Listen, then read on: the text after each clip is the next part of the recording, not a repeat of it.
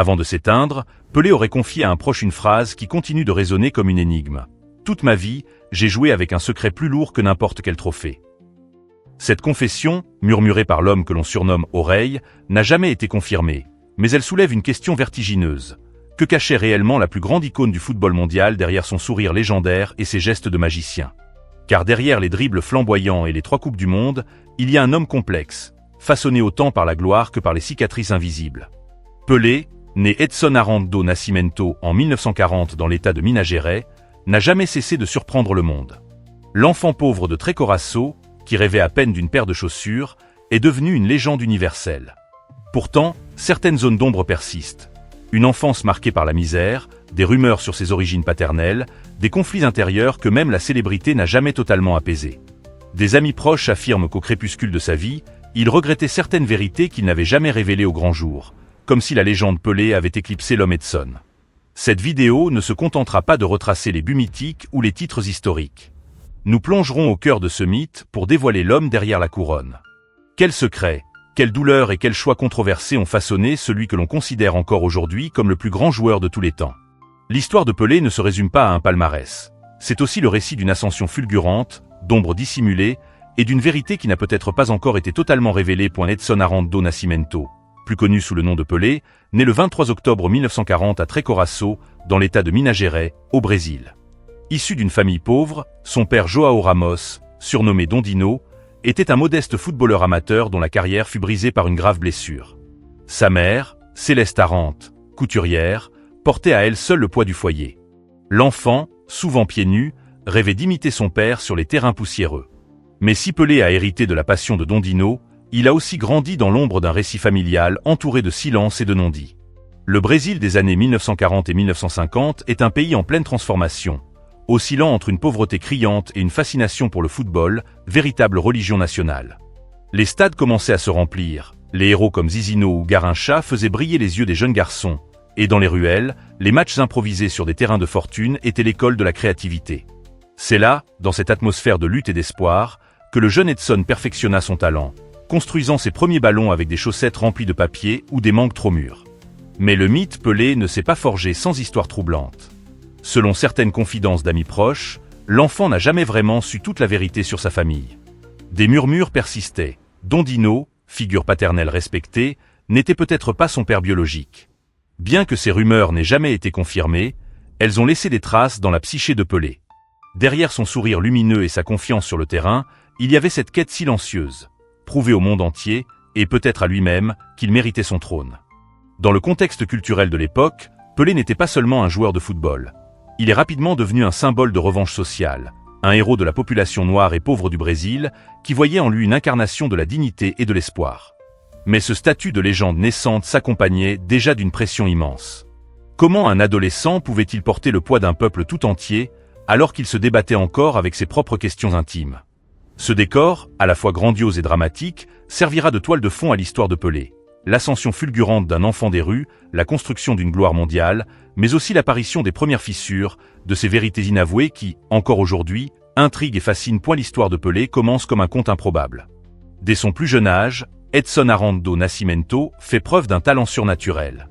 À 11 ans, il intègre l'équipe de Bauru Athletic Club, un modeste club local. Ses dribbles fulgurants, sa vision de jeu et sa capacité à marquer des buts spectaculaires le distinguent des autres enfants. Valdemar de Brito, ancien joueur de la Seleção, est le premier à reconnaître l'étendue de ce talent brut. Il convainc les parents du jeune Edson de le laisser tenter sa chance dans un club plus grand, le Santos FC. À seulement 15 ans, Pelé signe avec Santos. À 16 ans, il est déjà le meilleur buteur du championnat, stupéfiant tous les observateurs par son sang-froid et son habileté. L'année 1958 marque un tournant historique. À 17 ans, Pelé emmène le Brésil à sa première Coupe du Monde. Lors de la finale contre la Suède, il inscrit 2 buts, dont un chef-d'œuvre technique qui reste gravé dans la mémoire collective. Ce jour-là, le monde découvre Oreille, le roi du football. Mais derrière la gloire, les premières ombres apparaissent. L'ascension fulgurante de Pelé ne plaît pas à tout le monde. Dans les vestiaires, la jalousie naît. Certains joueurs plus expérimentés le voient comme une menace. Les médias, en quête de sensationnel, fouillent dans sa vie privée. Des rumeurs commencent à circuler sur ses fréquentations, ses relations sentimentales et ses origines familiales. Pelé, encore très jeune, doit apprendre à se protéger des critiques et des manipulations. Au début des années 1960, Santos devient une équipe mythique, remportant tout sur son passage, et Pelé en est l'arme fatale. Les tournées mondiales du club le transforment en véritable ambassadeur du Brésil. Mais cette popularité écrasante a un prix. Une pression constante, des blessures répétées, et une vie privée qui commence à lui échapper. Sa première grande blessure au genou, en 1962, l'oblige à une longue convalescence, mettant en péril sa carrière. Ce moment de doute le pousse à se demander si son règne ne sera pas aussi éphémère que fulgurant. Le point culminant de cette période reste la Coupe du Monde 1970 au Mexique. Après des années de critiques, Pelé revient triomphant. Son but légendaire en finale contre l'Italie et sa passe décisive pour Carlos Alberto consacrent sa légende. Mais ce sacre marque aussi le début d'un déclin physique inévitable. Le roi du football, à 30 ans, sent que son corps ne suit plus le rythme effréné des matchs et des attentes. C'est aussi à cette époque que les conflits internes se multiplient. Pelé est accusé par certains de ses coéquipiers d'être trop proche du pouvoir politique, d'autres lui reprochent son image trop lisse. Ses choix financiers, notamment son contrat mirobolant avec le New York Cosmos en 1975, provoquent des critiques. Certains fans voient dans ce transfert une trahison du football brésilien, un choix motivé par l'argent plutôt que par la passion.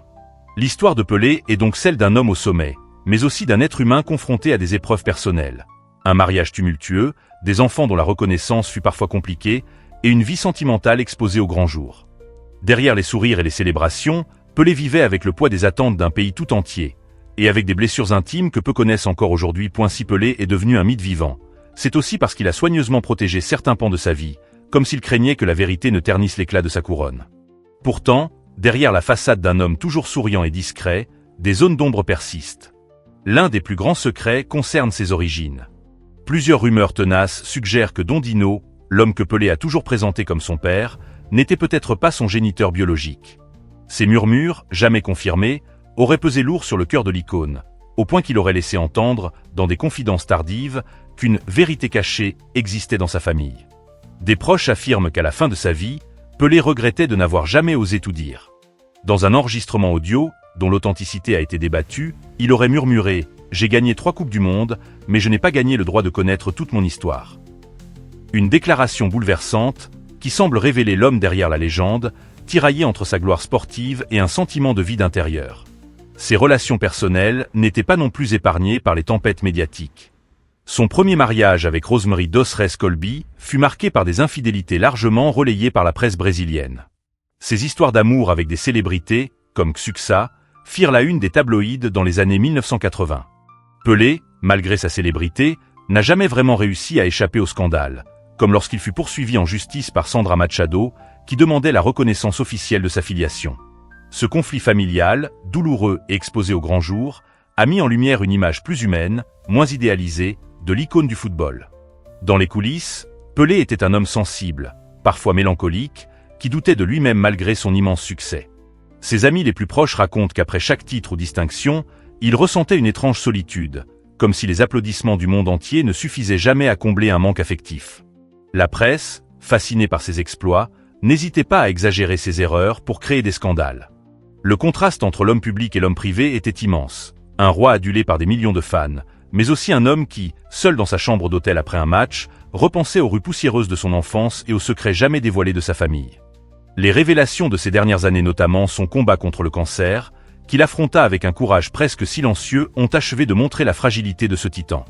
Dans ces moments sombres, Pelé n'était plus seulement oreille, mais un homme en quête de paix intérieure. Chez Révélation célèbre, nous voyons Pelé comme un paradoxe fascinant. À la fois l'incarnation du triomphe absolu et l'image d'un homme fragile, presque prisonnier de son propre mythe. Il n'y a aucun doute sur ses exploits sportifs: 3 Coupes du Monde, plus de 1200 buts, un style de jeu qui a réinventé le football. Mais derrière ces chiffres impressionnants se cachent des failles humaines, des zones d'ombre qui rendent son histoire encore plus bouleversante. Nous ne pouvons ignorer les rumeurs et controverses qui ont jalonné sa vie.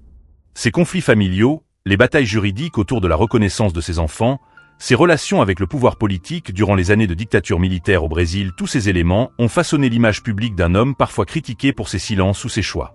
Cependant, ces polémiques ne diminuent en rien la grandeur de son parcours, elles nous rappellent simplement que Oreille n'était pas un dieu, mais un homme. Ce qui nous touche le plus dans le destin de Pelé, ce sont ces instants de vulnérabilité que l'on devine derrière la gloire. Quand il évoquait ses racines pauvres, sa mère qui cousait des vêtements usés pour ses enfants, ou ses rêves d'enfant jouant avec des ballons faits de chaussettes roulées, on sentait une sincérité désarmante. Même au sommet de la célébrité, Pelé gardait ce regard d'enfant émerveillé devant le football, comme si chaque match était encore un jeu dans les rues de Boru. Chez Révélation Célèbre, nous croyons que Pelé ne se résume pas à son palmarès. Il est le miroir d'une époque, celle où le football devenait un langage universel. Nous voulons aussi savoir ce que vous, spectateurs, pensez de cet homme. Pelé était-il un héros parfait, ou préférez-vous voir en lui un être humain, avec ses contradictions et ses faiblesses? L'héritage qu'il nous laisse n'est-il pas justement plus fort parce qu'il n'était pas infaillible? Pelé n'était pas seulement un joueur de football, c'était une légende vivante, et comme toute légende, il porte en lui des vérités, des secrets et des blessures qui nous permettent de nous identifier à lui. Et vous, quel souvenir gardez-vous de Pelé? Le magicien des stades, ou l'homme qui, derrière les caméras, cachait peut-être un cœur brisé et des histoires jamais racontées. Il y a des histoires qui traversent le temps, et celle de Pelé en fait partie. Même après sa disparition, son nom résonne comme une mélodie éternelle dans les stades du monde entier. Pelé n'était pas seulement un joueur de football, il était un langage à lui seul, une émotion brute, une incarnation de l'espoir pour des millions de gens qui voyaient en lui la preuve que l'impossible pouvait devenir réalité. Aujourd'hui, lorsque l'on regarde ces images en noir et blanc, ces dribbles qui défiaient les lois de la gravité, ces sourires après chaque but, on ne voit pas seulement le roi du football, on voit aussi l'enfant d'un Brésil pauvre qui, grâce à son génie, a offert au monde un spectacle de beauté pure. Mais derrière cette légende, il y a l'homme Edson, avec ses blessures intimes, ses silences, et ses secrets qui, peut-être, ne seront jamais totalement dévoilés. Certaines histoires ne devaient jamais être connues. Mais maintenant, vous savez. Cette phrase résume ce que l'on ressent en évoquant Pelé, un mélange de fascination et de nostalgie. Car même si des zones d'ombre persistent, même si des controverses continuent de hanter sa mémoire, rien ne pourra jamais ternir l'éclat de son héritage. Pelé, c'est un symbole universel, un ambassadeur de la joie et de la résilience, un homme qui a changé à jamais la façon dont nous voyons le football. Chaque fois que le ballon roule sur une pelouse, chaque fois qu'un enfant rêve de marquer le but parfait, l'ombre bienveillante de Pelé plane. Il reste gravé dans les cœurs comme un rappel. Le talent, la passion et la volonté peuvent briser toutes les barrières. Et même si l'homme Edson est parti, le roi Pelé vivra éternellement dans la mémoire collective.